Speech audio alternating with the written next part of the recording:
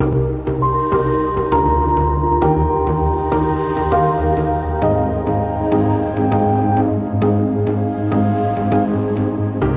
Variety, celebrating more than 118 years covering the business of entertainment, this is the Award Circuit Podcast.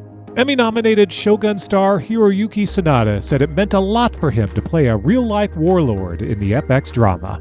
Why he became my hero is he stopped the war period and created the peaceful era for about 260 years until we opened the country to the world. So that's why he became the hero. And then when I received this offer to play Toranaga role, oh my goodness.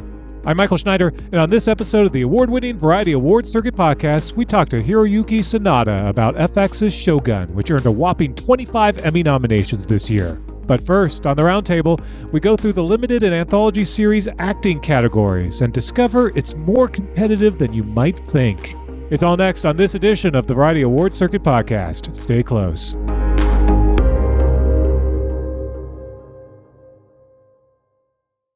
Hooray, everybody! We made it back from Comic-Con. We're here. We're alive. Well, Emily, I don't know. TBD. Poor Emily. TBD if we're alive. That's okay. Yeah. I would say we're not thriving, but we're surviving. So Breathing. that's what's important. It's our mantra in life right now. Yeah, Breathing. we're here. I think as a country, that's our mantra as Good well. call. Yeah. So, but nonetheless, it was a good weekend. Emily, you're killing it out there on the floor, As were on you. the streets of San Diego, As were you. getting all that Dexter scoop. Oh, yeah. We love a good Dexter scoop. Dexter is the show that never ends. Apparently, he's the man that never ends. So, there we Right, go. right. Getting to the bottom of how you can resurrect a character that's dead. So many times. He just keeps can I dying. connect that news to the RDJ news coming out of the Yeah, I mean, MCU? talk about resurrection. God. Like, I wonder, I don't know what you felt on the ground there, but there was a very divided reaction social media wise Really? to RDJ, because it felt like what I called, this is J.J. Abrams' Rise of Skywalker type of Mhm. stuff. It's like, so you didn't know what to do, so you said Palpatine's alive for reasons. Right. So we're going to be like, all right, here's Tony Starkish. He's going to be Victor Von Doom. And Dexter, even though the creator blatantly looked Emily Longeretta in the eye and said, Dexter is dead. This is supposed to take... And then it was like JK. Yeah. Immediately after the events. So he's just going to be like, and then like get up and be like, actually, I'm not dead. TBD. He's Michael Myers now. Yeah, That's where we are. 100%. I mean, it's literally called Resurrection. Wasn't there H2O Resurrection? It's... There was. Yeah, it's a rest. Yeah. Oh, so Busta Rhymes So, is in this? Is that what you're saying? Oh my That's God. incredible. Isn't he also dead? Busta Rhymes is alive. Am I thinking of someone else? Yeah, maybe ODB. Hmm. It was one of the rappers. Sorry, guys. Bismarcky. I'm just killing people while we're doing this. Well, maybe, or it's just the multiverse. That's the laziest thing now. Is no one's ever dead because let's just grab a character from the multiverse. That's if truly- they're still alive. Yeah, it's the truly. hackiest hack thing now. I do want to say, if you listen to last week's podcast, Adam called it, right? He did. And I thought he So was lying to me. So props to I thought him. he wouldn't they would do such a move. And here, this coming after Deadpool and Wolverine had its, the sixth biggest opening of all time. Mhm. And where many people thought it was going to be a full-on reset of the MCU. Spoiler alert, it was not. But we were like, they're hopeful because now they've learned the error of their ways. They're going to figure this out and get it back on track. And then we have learned that maybe that's not, but maybe we can be cautiously optimistic. Maybe it'll be fine. And Dexter will not be Dexter. He'll be Dexter's twin brother, Stryker Ramore. Oh my gosh. Thought of immediately. That is so funny. Yes. Do you write scripts at night time? I'm just curious. No, Like- that's a Friends reference. That's That Joe is a Tribbiani's character on Days of Our They Lives brought him back because his brother with his twin brother. with a different brain, or Susan Sarandon. Susan Sarandon's Great. Yeah. I mean, or it's just the Dexter verse. Or it's just Dexter. Which I'm fine with Dexter if that's from what Earth it is. 26. I mean, if that's what it is, then fine. Maybe in the prequel they will announce because the prequel comes out first. So maybe in the prequel they will reveal that he was actually born with like some sort of thing that makes him survive things. That's how I think that's how I think this would make it a little more They're understanding. going to True Detective Night Country this thing, go supernatural. Totally. Just go sci-fi, Yeah. supernatural. I don't know if it was supernatural, but like something, because when I asked Michael C. Hall, like, okay, he was dead, and he was like, was he? Because I said it was confirmed that in the finale of New Blood he was dead, and he said, was it? And I said, well, Clyde Phillips said the words Dexter is dead, so yes, to me that's confirmed.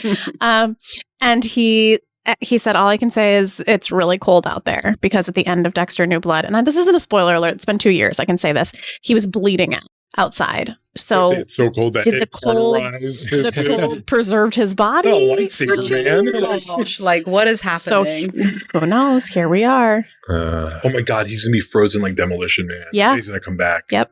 That's what I was like, maybe Oh, God. he's You know what? Actually, if they go supernatural or some type of like that's, I would actually accept it and be like, fine, you know what, whatever. yeah, just lean into the silliness. I was Totally. like, Yeah. Let's just do it. No, I suddenly Dexter 2500. It's like been 500 years and they've unfrozen Dexter. I wouldn't be mad about it. You know, if they really did lean into like he's really part of like the serial killer universe of like Michael Myers. Totally. Chucky, They don't then ever die. Actually, Do it. like I'd be down for that. I'd be like, you know what? Like whatever. Just he'll embrace never it. die. Yeah. And then did he go after Harrison now? Oh, He tried to no. kill him. We'll see. Too much Dexter talk. We need to stop right now. Yeah, let's wrap this Go up. read Emily's Is it- interview. Exactly. Go Exactly. go read it and watch it. So, other news going on. We just had the news that apparently the Oscars next year will not be hosted by either Jimmy Kimmel or John Mulaney. So, I blame the Emmys for this because they didn't nominate John Mulaney. He's all mad and he decided not to. No, that's not what happened, guys. Not the real story. But I like, damn, man, we're so close. we were. So close. So now that opens the door once again to maybe getting the Steve Martin, Martin Short, and Selena Gomez trio that we've been trying to So push for fun. years. Can't do it this year because I have Clayton Davis, an awards purist. I have a big problem with nominees and contenders hosting the show the year that they're nominated or contending. Yeah, but Kimmel's done it for so many years when he's been nominated. I know I don't like that either. I think like if you Well, are we But talking the Emmys or though, Oscars? the Oscars, I'm talking Oscars, Oscars. sorry, Just but like- the Oscars would be different though. Like, Oscars, because Franco hosted the year he was nominated and I hated it. yeah, Mm. He agree. was also a bad host, but also it was part of that. And Alec Baldwin hosted the year of It's Complicated, and he didn't get nominated, but he was still in the conversation. I like the two things to really be separate. So the trio I would love, but not this year. Unless you just do Steven. Well, what are they going to be nominated for? Amelia Perez. Selena. Of course. Selena, watch Yeah. out. So Yeah, she and me. that's a little so good now. okay. Watch out. Well, you brought up another name that, talk about ratings. If you get Alec Baldwin, God. Talk You know about what? ratings. Oh Just- my gosh. Just go, choose violence, man. Like at this point, it's like whatever. I have a feeling Alec he Baldwin may be and- unavailable. and Will Smith together, He's not allowed in the room. No, So. he would have to do it remotely. Yeah. Via Zoom. And wait, you know what's weird about Kimmel saying no is that Emmys to the Oscars, that Emmys are on ABC this year, right? Yeah. Yeah. So conspiracy theorist now. I wonder if that means that he's going to go back to hosting the Emmys because they would never share a host in the same cycle. No, I just think he's probably Just done. Yeah, he's taking a Exhausting. breather. I think he probably needs a break. And we all It's a know thankless he has a lot of stuff with his family and with his yeah. kid. I think that he probably, not to speak for him, but I would assume he's I need a little break.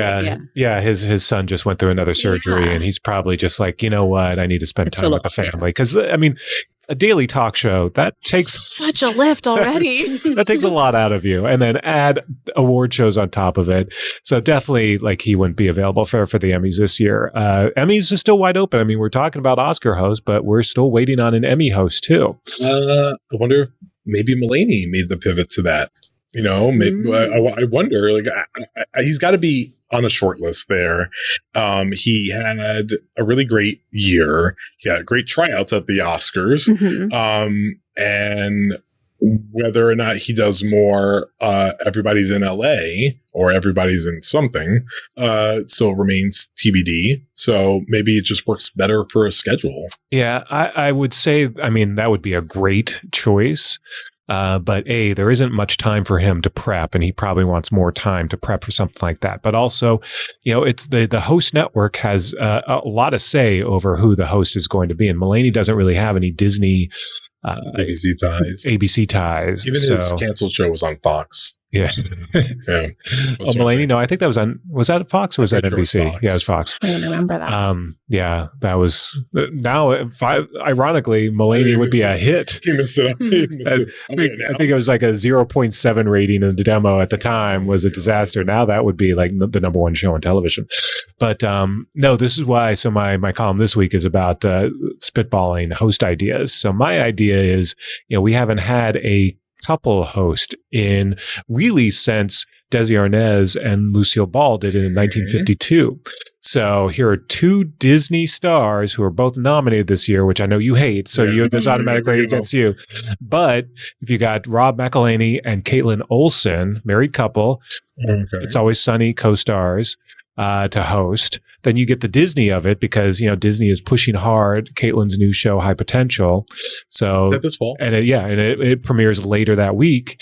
And then Rob, of course, nominated for Welcome to Wrexham, very much in the Disney family. So I'm okay. You know why I'm okay with that? It's because Welcome to Wrexham won't win its Emmy on primetime night. It'll win at the Creative Arts the night before. So the week before, yeah. The week before. So I would actually be okay with that. So this is acceptable. They're kind of a Disney power couple, and we haven't had like a duo in a long time. Actually, there's only been one duo to host the Emmys this entire century since 1999, and that was Colin Jost and Michael Che in 2017. Oh, yeah. Otherwise, it's been solo hosts or no host.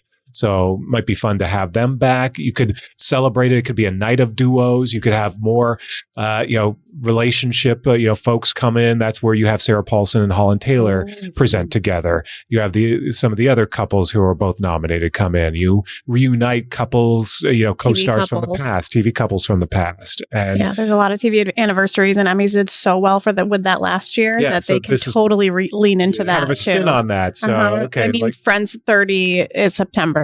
Friends turns 30. So have Jen and David when we're out there. That'd be amazing. So if it's a night of couples and reunited couples, real life couples, Ted Danson and Mary could come out. Just lean into this and it'd be kind of like, and also there'd be something sweet about it too, because you're also just celebrating relationships and love and what do we need more right now? Literally, what do we need more of? That is exactly right. Mike, call the TV Academy right now. Yeah. A night of stands. I mean, you could have Mulaney come on with Olivia and their newborn. You could have Colin come on with ScarJo. Yeah. Just because.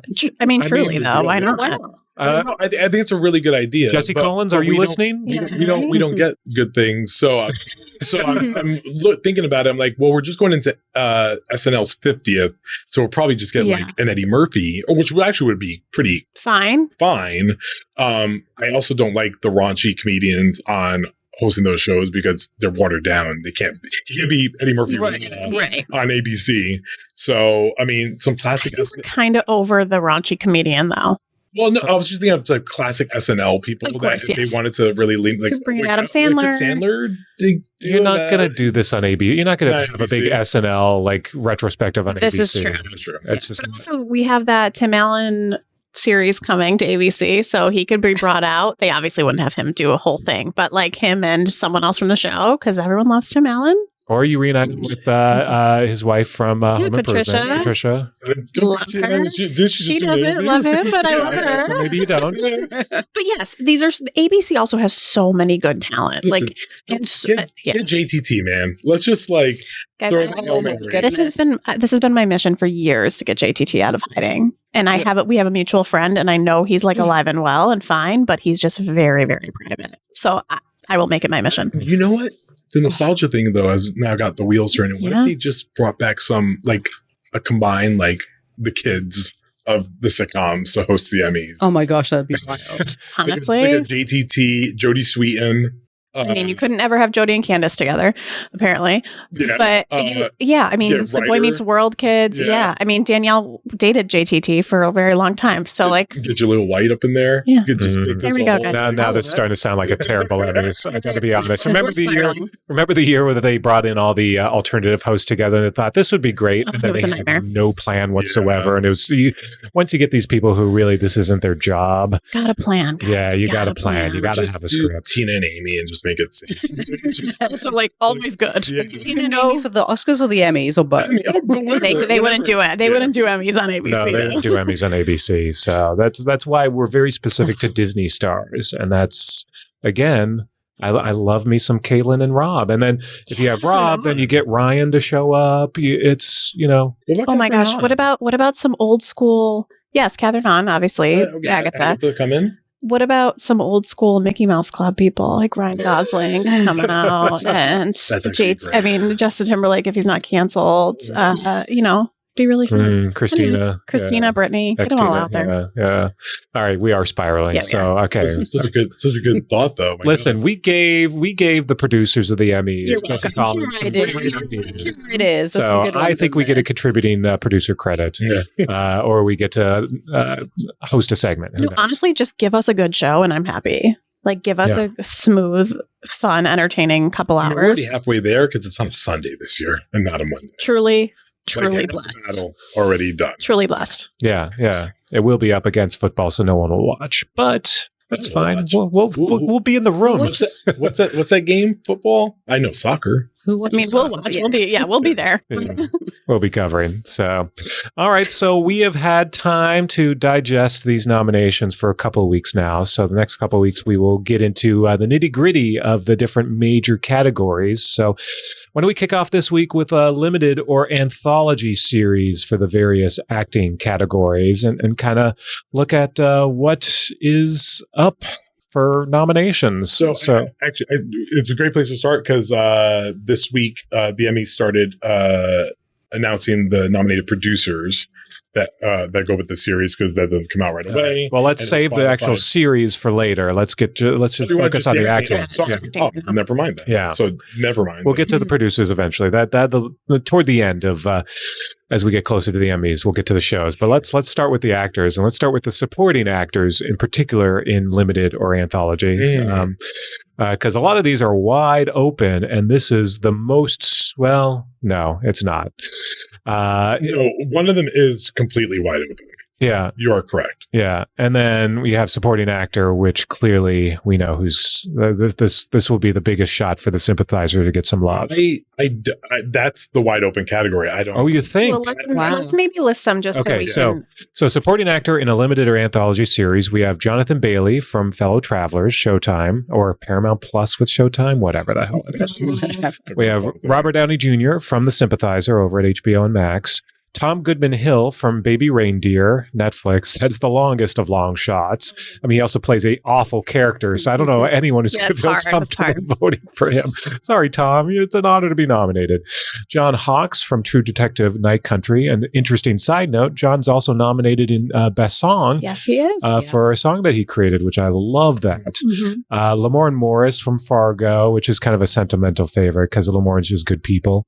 Lewis Pullman from Lessons in Chemistry over at Apple TV Plus, and then Treat Williams from Feud Capote versus the Swans. That's the sentimental choice, obviously the late Treat Williams over at FX. I want to say before we dive into RDJ being obviously, The front runner The because front he's RDJ. it's really nice to see some first time noms. I love how many first time noms overall there are this season, but for this category, which is stacked with talented people, for 5 of the 7 to be nominated are first timers. First That's times, really awesome to see. Yeah. Like, shout out to the voters who are recognizing people who need to be recognized, like Lamorne Morris, who somehow has never been nominated until now.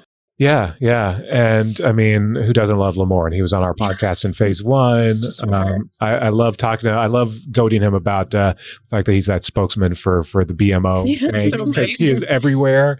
He's on every billboard, every Yeah, I sign. feel like I see him every day. Yeah. And I love that for him. But first nomination for him, first for most. Now, none of these people have ever won anything, Mhm. including RDJ, who's never won an Emmy. So no matter who wins this category, it will be their first Emmy, Yeah. which is huge. So Mhm. RDJ, I mean, he's RDJ, right? Well, it's like he just won the Oscar, and now he also just is now in the news for this Marvel. It's like, will something else happen right before? Possibly, because I also think there's Jonathan Bailey has a really good chance here. I don't think that it's a given to RDJ. I don't, although RDJ also chews up every scene because he plays 5 different characters in The Sympathizer. I mean, he's got a lot going for him in this category. He's really good in it, I will say that. But then I wonder, to your point, Mike, if the sympathy vote comes in for Treat Williams. I mean, I wouldn't be surprised. I mean, you all know I love Treat Williams, but I wouldn't really be surprised by that. Maybe. I think, the fact that Feud wasn't nominated in the limited series category tells you that not a ton of people saw it, and probably not a ton of people even knew that Treat Williams was in it. I mean, enough to get him nominated, which is great. So that actually gives me a great segue to the reason why I disagree that RDJ. I think RDJ is probably a long shot at this point. Wow. And this is what, he has the fact that he's RDJ going for him, right? So point to him. That is the only nomination for Sympathizer on the day. Yeah. And so it's a vote for RDJ more than it is a vote for Sympathizer. 100%. You have to go back, I think, to the 90s to find an actor of any series that was the only nomination for their show and won. It is. I think he has especially in this heyday where people are going down the line. The same reason you gave for Treat Williams, because it wasn't nominated in series, but Feud also has 10 nominations in total. So there are going to be people that watched it and are going to, when they're going down the line, may do something. That's the only thing you can give Sympathizer. And the Bailey thing, and I think Bailey's closer because he has Matt Bomer nominated and it got nominated for writing, but neither of their shows are series nominees. And I think you have to go back to, Paul Walter Hauser won for Blackbird, which was a surprise miss on the day, but he still was able to do it. So I think, believe it or not, I think it's either John Hawkes or Lamorne Morris. And this is why. Because, again, the way people vote, and they're voting down the line, you would have to assume that a good amount of Jodie Foster votes are going to have John Hawkes on them, right? And a good amount of John Hamm votes in lead actor are probably going to have Lamorne Morris on them. And that coattail usually does bring, it's the classic Tobias Menzies, why he won for The Crown, for no reason whatsoever other than that show was just sweeping. And I think numbers and math tend to help a lot there. And even Tom Goodman Hill, I think, is a bit on the table. I could see Lamorne getting this. I think because who doesn't love him? He's to be the nice guy that everyone loves. And I would think, I think you echoed this beautifully. There's very few times in an Emmy season when someone gets nominated and everyone, I feel like collectively in the industry goes, I love him. They get really happy about someone. And Lamorne feels like that. And it feels a little bit like Sterling K. Brown, The Year of People versus OJ. Yeah. Very similar. I could see that. Okay. At the end of the day, though, this is why I think it's probably RDJ. I think it's just wide open. The fact that he's never had an Emmy, and it is the only vote for the Sympathizers. So people, the one chance to give that show any sort of love, and But are we also? Just observation. Are we a little bit in oversaturation a bit of RDJ? Do you feel like it's maybe I don't think so. You don't think so? Okay.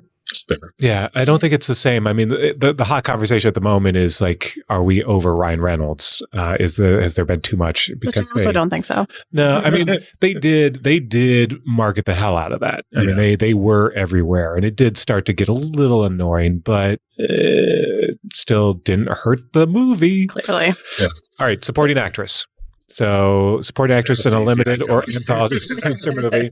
So, we got Dakota Fanning from Ripley. We got Lily Gladstone from Under the Bridge. We got Jessica Gunning from Baby Reindeer. Agent Naomi King from Lessons in Chemistry. Diane Lane from Feud, Capote versus the Swans. Nava Mao from Baby Reindeer, and Callie Reese from True Detective Night Country. Again, no one in this category has ever won an Emmy, so in both of these supporting categories, whoever wins is going to be a first-timer. Jessica Gunning's going 1 for 1. Yeah. I think it's pretty like Yeah. remarkable. Yeah. Because again, the follow-up question I always have for people, if it's not her, then who? And none of us can agree on who number 2 actually is. And Lily Gladstone has the same RDJ problem, only nomination for her show. Yeah. No, it's the Cinderella story. Yeah. Honestly, if it wasn't Jessica, to me, I think it would be Nava Mao. That makes Honestly, I mean, I think that she was a really big breakthrough. And if coming from like the awards side, I think a lot of people are talking about her. My guess would be people would go with the names. So it'd either be Diane Lane or Dakota Fanning, just because people know who they are. She did everything. Like, Yeah, she was out there. Good for, and it was smart. I mean, because she got nominated, it was really smart for them a to little do bit that. of a prestige choice, like, as Ripley. If like Ripley was more of your like highbrow jam, then but I do agree. I think Diane Lane's probably number 2 on paper. But again, because we're not all agreeing on that, then it's just kind of like, it's Jessica. So it's like fine. And I think, again, kind of like a little bit of a little more in Morris. People are just like the Cinderella story. Like this girl came in, stole the show, and is sweet as pie in person. And she's going to be great. Yeah. Can I just say the representation in this category is amazing? Yeah. Like, yeah, we should look like this all the time. Yeah. It's a good category. It's definitely nice to see. Feels good. So, all right. Well, then why don't we move on then to lead actor in a limited or anthology series or movie? We got Matt Bomer from Fellow Travelers. We got over on Showtime, Paramount Plus with Showtime and or without Showtime. Richard Gadd from Baby Reindeer, of course, on Netflix. And then we've got John Hamm at Fargo over at FX, Tom Hollander from Feud Capote versus the Swans at FX, and Andrew Scott at Ripley over at Netflix. These are folks who have been also several of them nominated as producers. John Hamm also has supporting actor in a drama series for the morning show. So it is a Hammiverse that we're living in. It is a Hamissance. I mean, it's so wild that I like just looking at the chart of him being like 18 nominations, 1 win. Yeah. How John Hamm has only won 1 Emmy is beyond me when I think of his career. Since he won. Yeah. So, and he's nominated obviously multiple times this year, which is great. But of these folks, he's the only one who's won an Emmy in the category. So again, a lot of first timers. This category is what keeps me up at night, because I think I can say probably pretty confidently, I don't think Matt Bomer and Tom Hollander are really in this. I think like Tab, you guys got in, but it's really hard to see that they would upset the other 3. Who is your frontman right now? Right now, today, this moment, the second, Andrew Scott. But I go back. Interesting. But I go. But I literally go between John Hamm and I think there are people I think are sleeping on Richard Gadd. See, I think Tom Hollander is a sleeper. I think he could be. Yeah, I think if there is somebody. Man, I think he stole Feud. I mean, listen. And again, because the show didn't get it's a little tough because who knows who watched it. But no. So here we go back to a little Emmy history. 2020, terrible year, but like in life. But then Ewan McGregor won for Halston. Was one of like 3 nominations for that show and beat out the Hamilton boys. Beat out Paul Bettany for WandaVision, which is like the most nominated limited series. So there are there's, I call it the Merritt Weaver Nurse Jackie moment too. Like sometimes people think you're last and then they just do it. But also, in fairness, and I'm walking back my comment now. Thank you, Emily. Is Feud is one of 3 shows that are nominated in every acting category. Yeah. The fact they got nominated in every acting category and still didn't get limited series is wild. Yeah. But yeah, I think Tom could be on the table. I think it's Cinderella story all the way. I think both Richard Gadd and Jessica Gunning both get it. So I told myself, if I predicted Richard Gadd, and that's a Cinderella story, and I would assume in that day Baby Reindeer's winning limited series, I would take Tom Goodman Hill to win too. I would say they would just go down just the a sweep. They would just go down the line. So Richard Gadd for me is the key to a Baby Reindeer sweep. Yeah. That would be interesting. Which I can see. I could see. They've done it the last 30 years. Yeah. So why is Andrew Scott leading your So I think he's having a moment.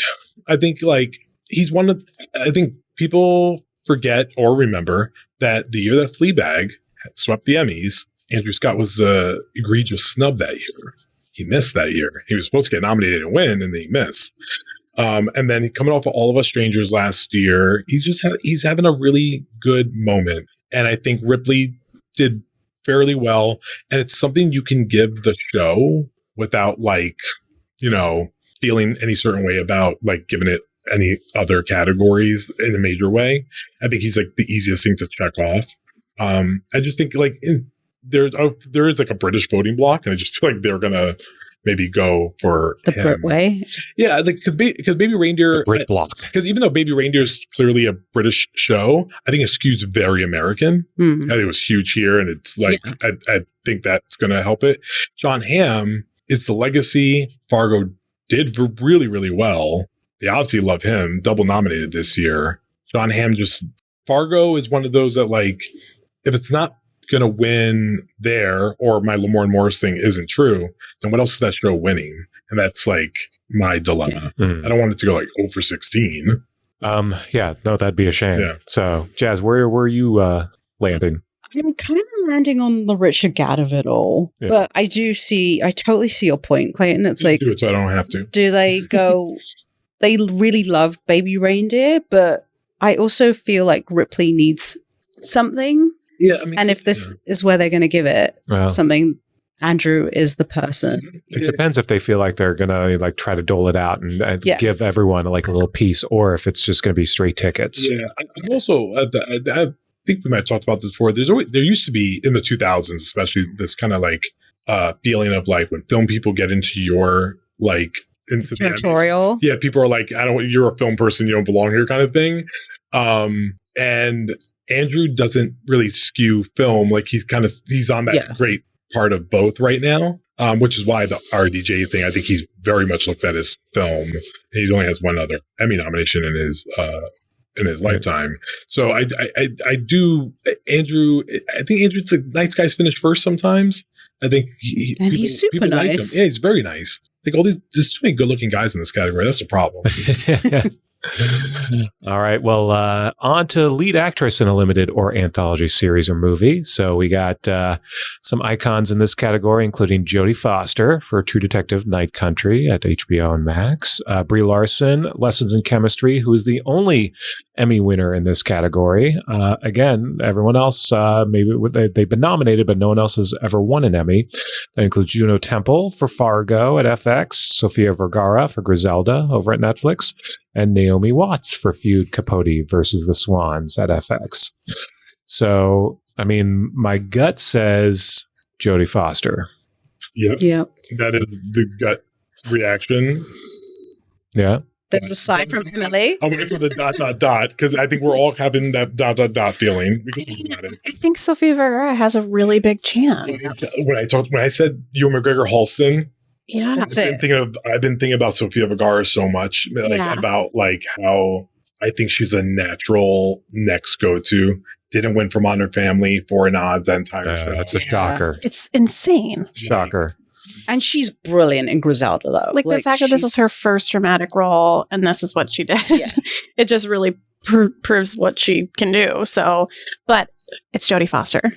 So to me, that's hard. But Jodie Foster has also never won an Emmy. Right. Which is why maybe it's time for her to get an Exactly. Emmy. Yeah. Yeah. So, but So I will say in this category, which is interesting, going through some history, there haven't been a huge amount of upsets in Lead Actress Limited, unless the category presented itself by having no limited series or whatever. Jessica Lange was an upset when she won for American Horror Story Coven, because everyone was I can't believe you're still on the show. But there was nothing else in that category that people were very passionate about. The biggest thing I look to is Laura Linney when she won for The Big C, which was a shock. She beat Elizabeth Moss for Top of the Lake, and everyone thought Elizabeth Moss was going to do it that year, Mhm. and she didn't. So then we have, if Jodie's not winning, we have to have a really big conversation. Okay, what is True Detective then winning?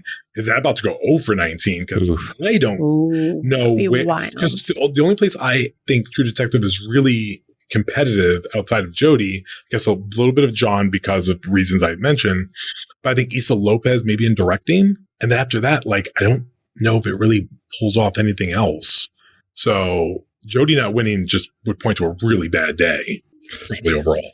Yeah, but which is why my gut tells me Jodie. Yeah, stick. Yeah, I think I'm just going to stick with her. But we're on the record. Don't count out Sophia. Emily said it. Sophia, I think, is a spoiler. Don't count. Yeah, I think Sophia is the spoiler. Yeah, for none sure. of these are in the bank. I mean, don't forget. I mean, Brie Larson is the only person who's won previously here. So, What did she win for? A great question. And you said it before. I was like, wait, I don't think she's won an Emmy. If she won, she won. She in, definitely like, has. She has. One, but I think it was not an acting. Is it producing? Let me see. someone Yeah. Google. I am looking it up right now. It was for original interactive program for Okay, that the doesn't Meth and count. Truth VR Oh, so you're an Emmy That winner. counts. Yeah. 2020. So also it was not. We didn't even see it. halfway to listen, EGOT. a good point about Brie, though. I think prior to nominations, everyone had assumed, rightfully so, that she was the number 2 in the category, that she was the spoiler to Jodie Foster. Yeah. But Lessons in Chemistry is the least nominated limited series that's nominated in the category. I mean, it's 10. It's still good. But that also doesn't look very competitive in spots. So Juno Temple is interesting because she hasn't won yet. And she's also had 4 nominations. Yep. So. And you talk about the block voting. If you're voting for John Hamm, you're voting for Lamorne. And I feel like Juno is here. I usually say people are here on career or it's a purity choice. She's a purity choice. Countless people told me that how much they thought she was the best part of Fargo this season. Yeah, she was. She kicked ass in Fargo. Loved her. I mean, the stunts that she did. So I think maybe she's probably a little more in it than people think. Juno. Yep. So there you go. That's the That's it. Emmy race, we're done. Yep, we're done. See you next year. No, the limited or anthology series. So we'll continue next week diving into either drama or comedy. We'll see. But in the meantime, have a great week, everybody. Interactive next week. Exactly. Oh my god. Okay, very, very specific, granular. All right. Well, see you next week. Bye. Bye.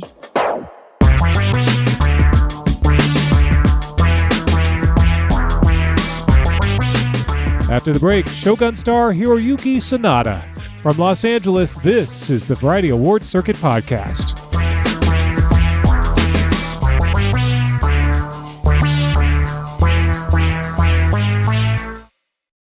And we're back. It's the Variety Awards Circuit Podcast, and I'm Michael Schneider. Written by Justin Marks and Rachel Kondo, Shogun follows a shipwrecked English sailor who gets wrapped up in the blood-splattered chessboard of feudal Japanese politics. Set in the 17th century and across multiple continents, Shogun has been a tremendous success for FX, becoming the network's biggest Hulu premiere and landing 25 Emmy nominations, including Outstanding Drama.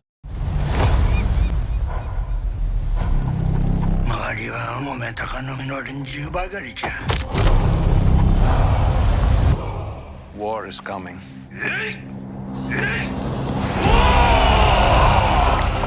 Life and death are the same. Both can have value and purpose. This is not where we die. We should be corpses by now, but here we are. My life is mine and yours is yours. If you can't see that, you'll never be free of this prison. It is you who is imprisoned. Freedom is all you ever live for.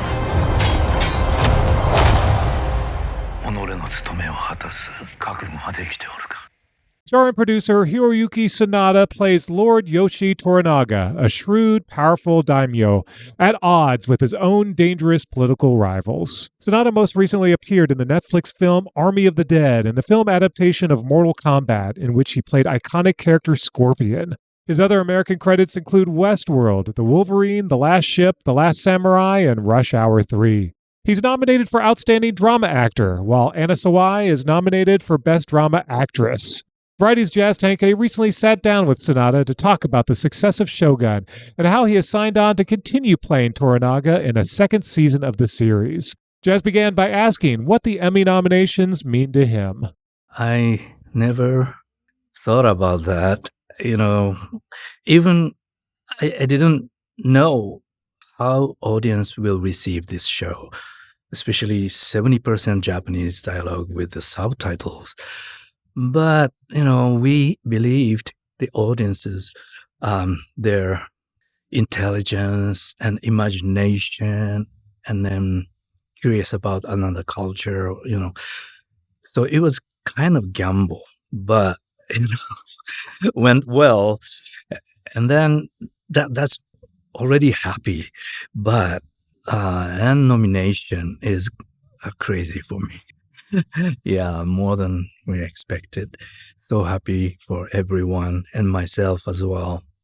It's my first nomination, of course, in US, out of my country, Japan. So I'm so excited. I'm glad, in the same category, great actors together, oh my gosh, my name is beside of them. Yeah, it's crazy. It's a big thing in my life. It's it's so amazing seeing your name there. As you said, you've had this incredible career and you're with some you're nominated alongside some incredible actors. But I want to talk about Lord Toranaga because going back, he is based on the real life Tokugawa. So who did this real life person mean to you before all of Shogun, before the book entered your life? For me, first impression of Shogun was Ieyasu, the model of Toranaga. And I read the novel in Japanese when I was 15 or something, high school era. And I already started training for, acting, dancing, martial arts as an actor. And then I read the novel and then I read his family message, or maybe 8 to 10 famous words he wrote to the family. And then one of them said, the life is a long way journey, walking with a heavy, weight. So never rush. That word hit me. I wanted to be an actor in the future after I quit the child actor. How can I return to the screen? So I started to train when I was 13. But I didn't rush because of his word. Okay, my goal is not 20s or 30s. My goal is when I become 40s, 50s, become good actor. So no rush, no need to be famous soon. So that was, big thing for me. He gave me that word, so I never rushed. So yeah, step by step. It's a long way journey. So don't rush. So made my lifestyle by his word. So, this time I can play, his role. And then also another thing was why he became my hero is he stopped the war period and created the peaceful era for about 260 years until we opened the country to the world. So that's why he became the hero. And then when I received this offer to play Toranaga role, oh my goodness, I got a chance to return to Ieyasu, Lord Ieyasu. You gave me the strength to wait, patience in the life. And then now I can tell your story to the world, introduce to the world. And especially now, so many, problems in the world. So we need that kind of hero. Stop the war, create the peaceful era. It's a good message, I thought. That's why I took the role 7, 8 years ago as an actor. And then after that, they asked me to do the producing as well, to make authentic. So, of course, how can I say no? To introduce our culture to the world correctly, that was my dream for a long, long time. So, yeah, so meaningful to play his role for me. Yeah. I mean, that's such great advice because I think, so often we just rush through life or we want things quickly. And that, the moral of it is just take your time and good things. Well, patience is the virtue, I think. You talked about taking on the producer role and making sure this story is told authentically, especially when it addresses Japanese culture and Japanese history. What, and the story has been told before, like what was important to you to get right, especially this time around? Yeah. Since I came to Hollywood movie, 20 years, I tried to make authentic or real, to make our culture as much as possible. But, I felt the limit to say something just as an actor, so that's why the title of producer was big difference for me. And it's okay. It depends on the project. If it's modern and or future movie or stories, and then create the image from Western people of Japanese or Japan, it's fun. And so many Japanese enjoying that. That's not real, but fun. It's okay. But sometimes, like this historical drama have to be, looks authentic. And especially this story, this novel is a fictional entertainment based on the true story, inspired by true story history. But this story itself or character are all created by James Crowder. So to make story and the character believable, we needed to make authentic details, costumes, wig, set, everything had to be authentic to believe, and then easy to into the world. And sometimes, incorrect costume or wrong way to use this props or something. And sometimes, the words upside down on the wall, those kind of things, easy to missing to concentrate to the drama or character. So that's why we try to make authentic as much as possible. You mentioned costumes, and Carlos Rosario did such an incredible job with his costume design. He's also nominated for an Emmy, recognizing his work. Talk about what it was like. As I said, I'm the artisans editor, so this is like, I'm just going to geek out. But what was it like for you stepping into the costume for the first time, working with Carlos? And yeah, we started discussing when I was shooting for John Wick 4. I was in Berlin, and then we started discussion, Zoom or email, and back and forth. At night after shooting John Wick, I went back to my apartment and then start chatting with Carlos. Oh, this looks materials good, but the backside is a little westernized or European. So Japanese kimono has exact, weight and length. And then we have a pattern. So please pick up pattern and then create the authentic way. And then he recreate and then sent me, and I check and then put some advice. So many times back and forth. And then right after John Wick 4, I flew to Vancouver for Shogun. And then finally, I met him in person, and he showed me all the material and the kimonos.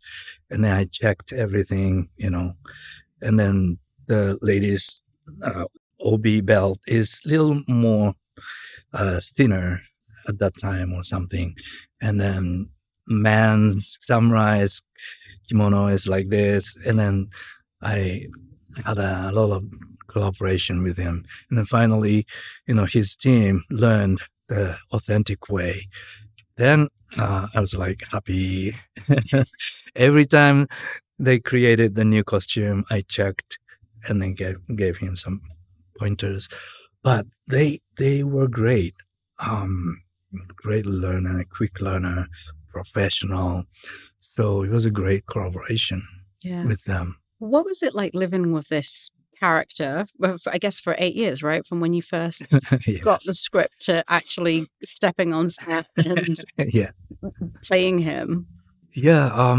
I spent a long time for, create the script with the creator writers, Rachel and Justin, and then try to make authentic and put so many Japanese eyes in the script, not only the blue eyes, So, and then went to the staffing.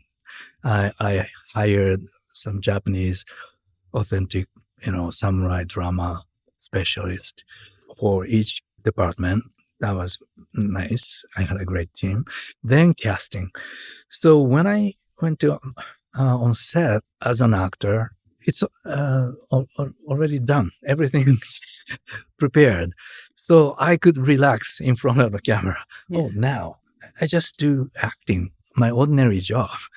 So happy and fun, just be there as a character and then react to others. So, it was so much fun, like a reward to prepare as a producer. I love that.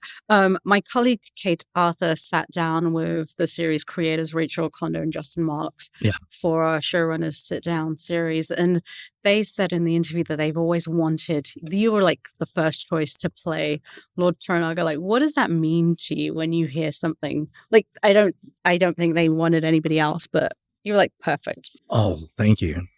Luckily, 7-8 years ago, my coworker, producer in London, Andrew McCormick, I worked with him in the Sunshine, Danny Boyle movie. Yeah. And he called me first. He was a first planner, create this show. Then I met him and the FX person in a lunch together. And at that time, okay, I'd love to do it. But if I take this role, I need to cast all the Japanese actors for Japanese role.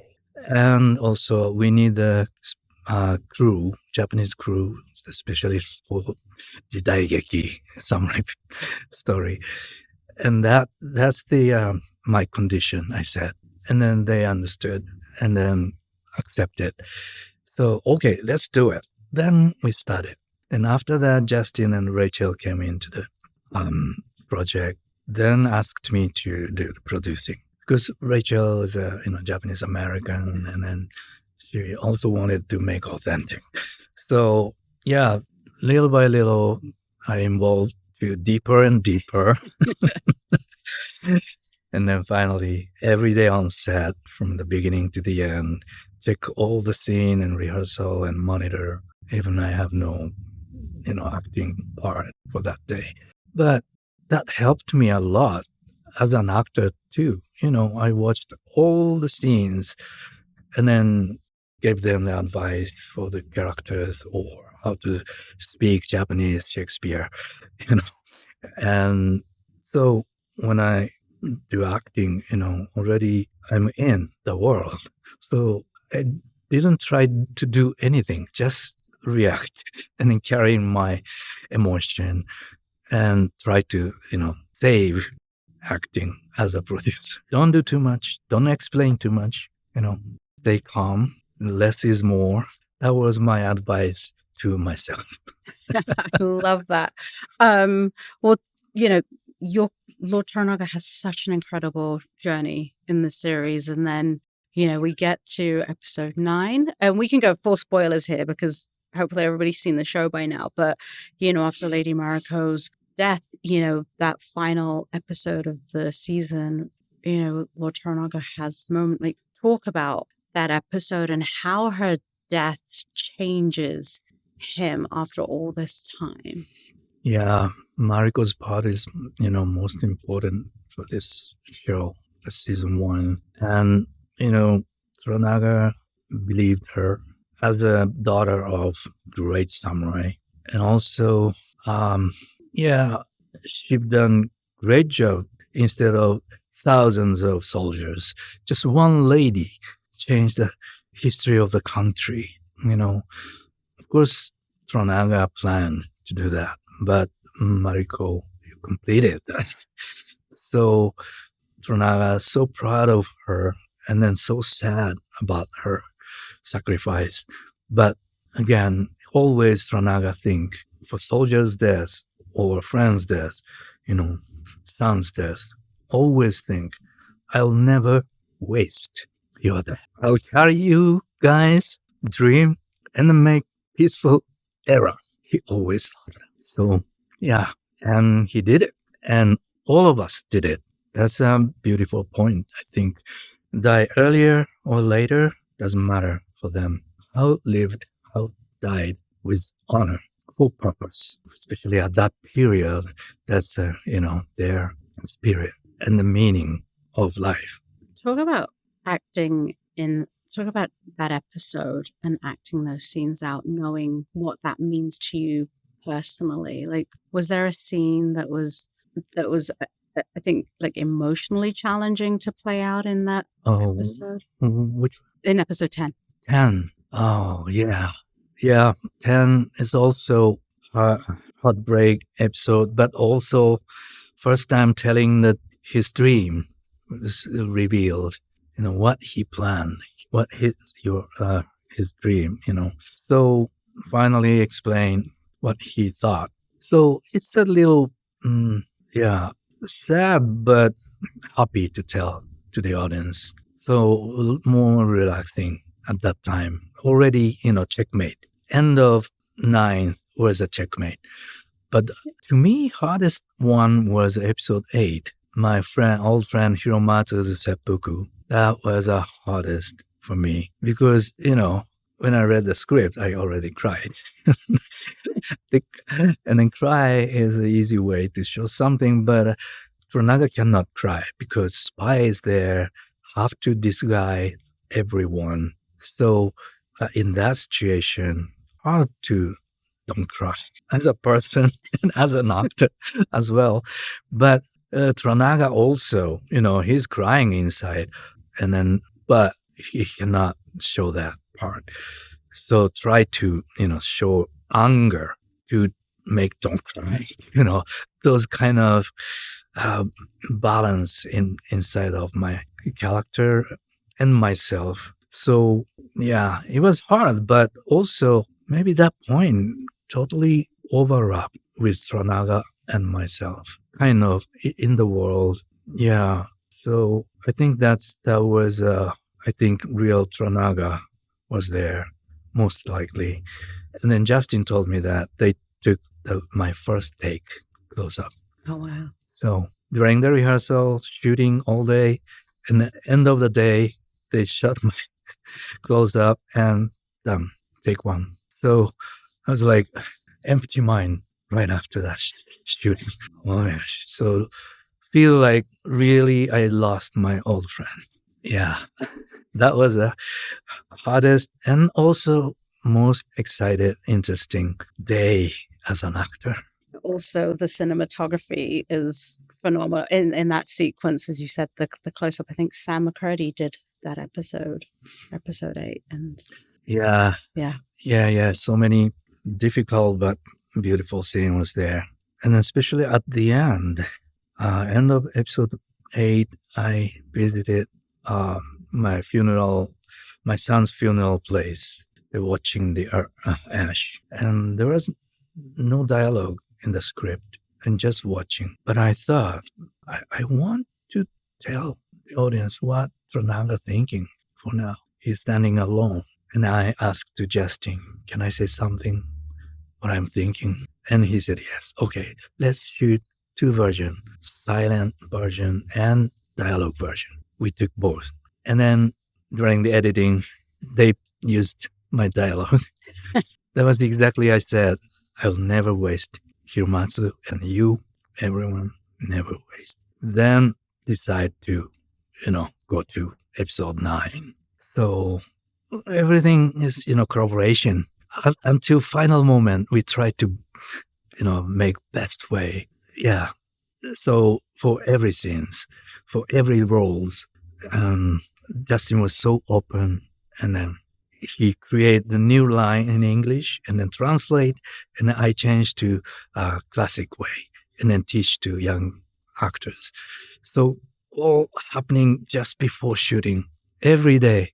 I really enjoyed that collaboration, and creativity was phenomenal. So you'll be producing more in the future.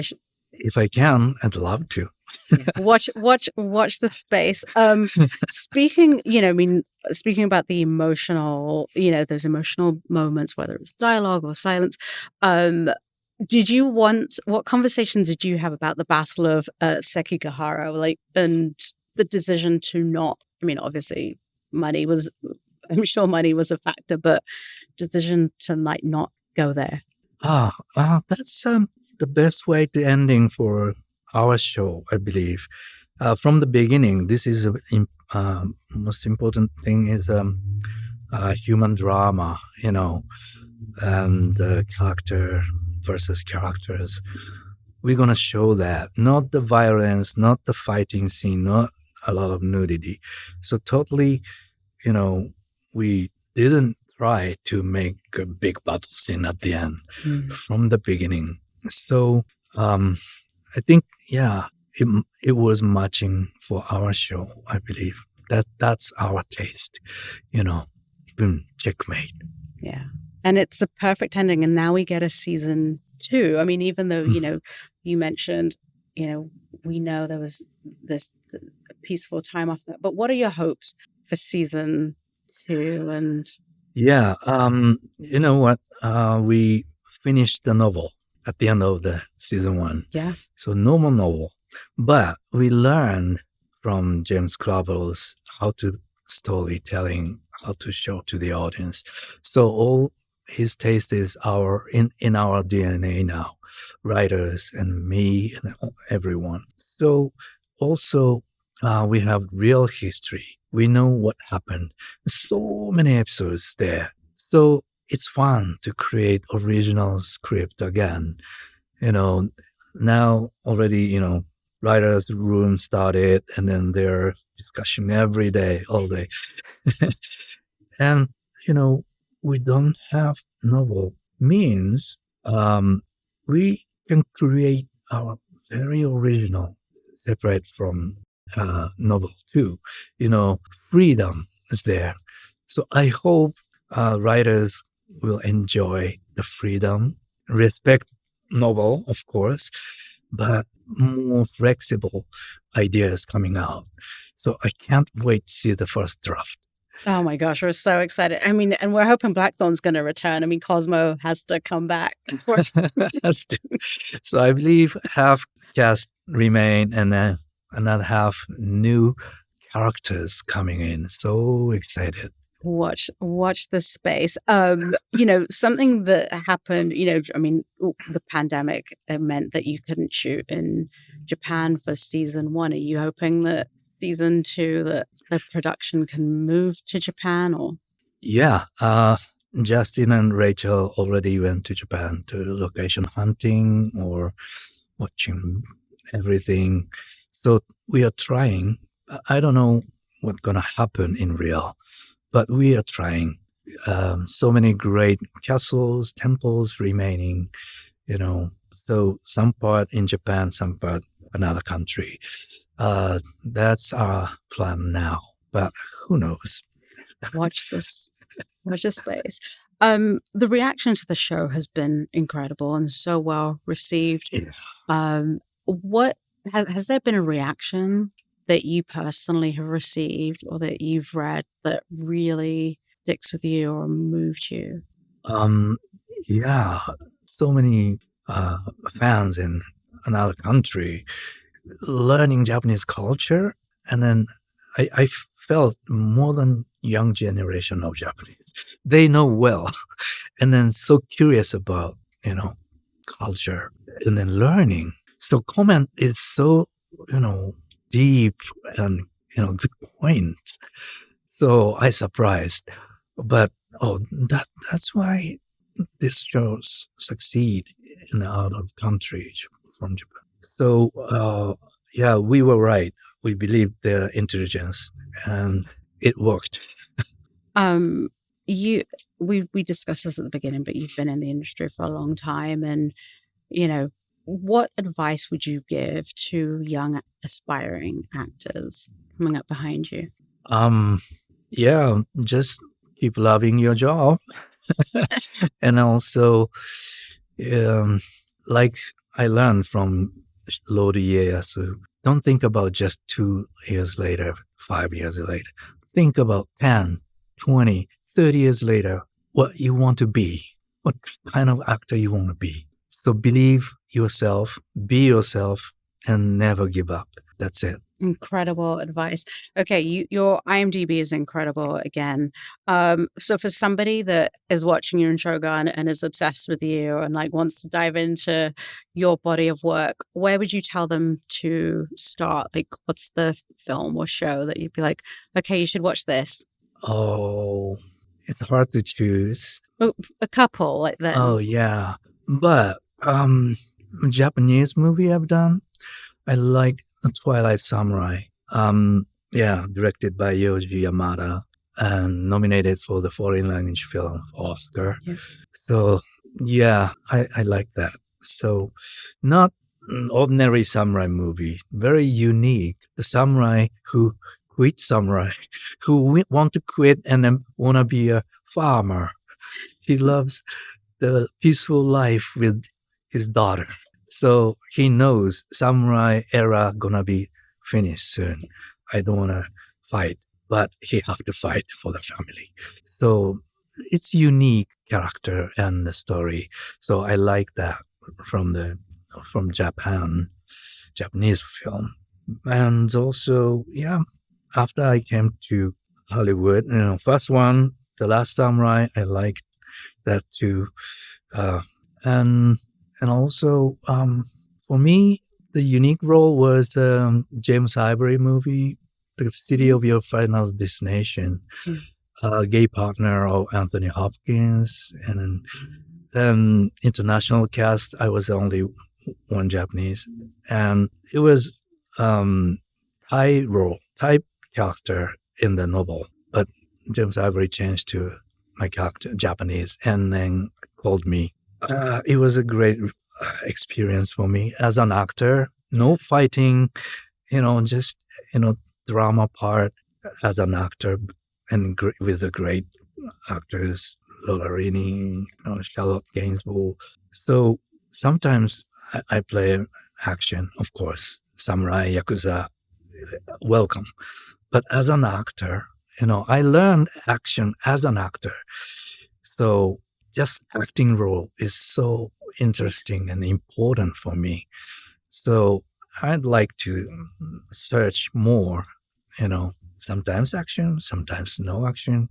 I want to enjoy both. Yeah. And comedy, right? A comedy, love-com, musical. Wait, can you sing? Do you have another hidden talent that you're just revealing? I've done some musical. All right. Original musical or Broadway musical, Little Shop of Horrors, Huckleberry Finn and the Big River. I worked with the Tony Awards winner, Ron Richardson. He is the original cast. I invited him and I played Huck. So dialogue in Japanese and then singing in English. Oh my God. So mixing culture. Few Broadway actors came to our company and it was a great collaboration. So that kind of experience worked for me to jump into Hollywood. So it was a great rehearsal for me. So singing, sometimes had a concert. For now, stop singing in the concert. But if I have chance to sing again, I'd love to. Okay, we're manifesting it right here on this podcast. We manifest things on this podcast. Historically, we've done so anyway. Okay, last question. Emmys are, I was going to say, this drops on August the 1st. So the Emmys are next month. Oh, yeah. Who are you looking forward to meeting? All the nominees and the directors. So excited. And so hard to choose. But all the nominees, I wanted to say hi, especially in the same categories. I watched their show, of course, and then respect them all. So I'm so happy I'm in this situation now. So whatever is happening, on the day. I'm already happy. That's Hiroyuki Sanada, star of FX's Shogun. Season 1 is now streaming on Hulu.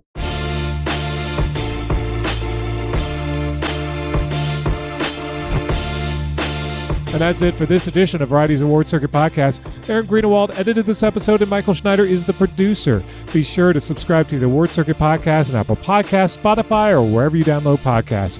Also, head on over to Variety.com and click on the Award Circuit tab to find the latest awards predictions and key races, as well as your daily fix of news, analysis, and reviews. For Jazz Tanke, Emily Longaretta, and Clayton Davis, I'm Michael Schneider, and we'll see you on the circuit.